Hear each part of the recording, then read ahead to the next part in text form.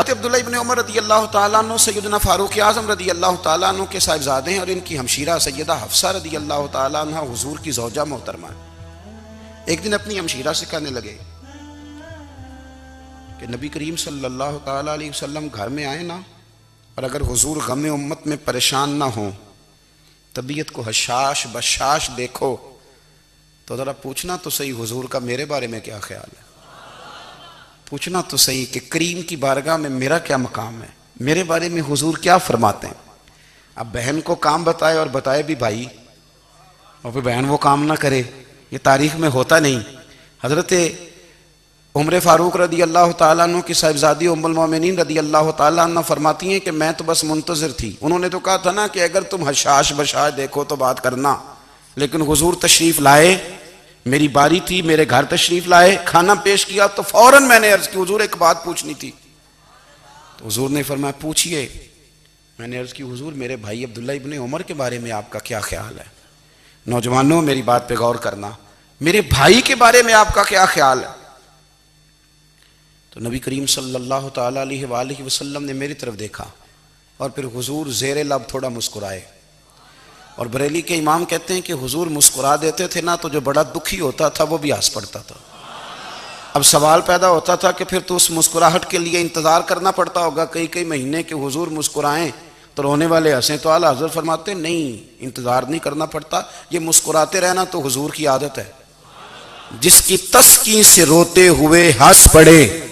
اس تبسم کی عادت پہ لاکھوں سلام۔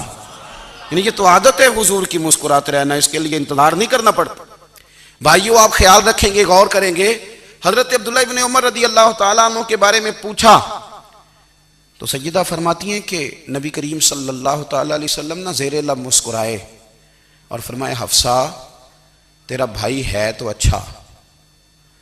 لیکن میں نے سنا ہے کہ عشاء کی نماز پڑھتا ہے تو فجر تک سویا ہی رہتا ہے۔ او نوجوانوں، 10 بجے تک سونے کی بات نہیں ہوئی، 9 بجے تک سونے کی بات نہیں ہوئی، 11 بجے اٹھنے کی بات نہیں۔ حضور فرمانے لگے میں نے سنا ہے کہ عشاء کی نماز پڑھ کے سو جاتا ہے اور فجر تک سویا ہی رہتا ہے، اسے چاہیے کہ تہجد کے وقت اٹھا کرے،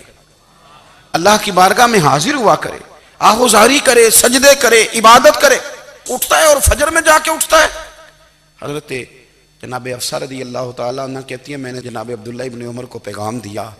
اور میں نے کہا میرے جوان بھائی سن، نبی پاک نے فرمایا ہے تو اچھا پر تہجد میں نہیں اٹھتا، نفل نہیں پڑھتا۔ او میری ملت کے جوانوں، مزہ نہیں آ جاتا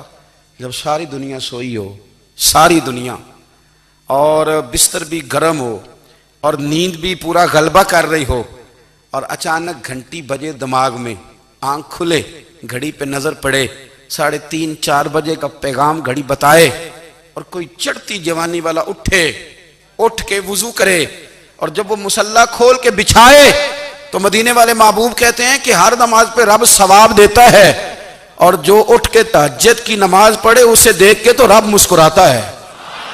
جو اس کی شان کے لائق ہے، جو اس کی شان کے لائق، وہ مسکراتا ہے، خوش ہوتا ہے کہ میرا بندہ تہجد میں اٹھ گیا، وہ مسکراتا ہے۔ کاش ہماری صبحیں کبھی اپنے مالک کے نام ہو جائیں۔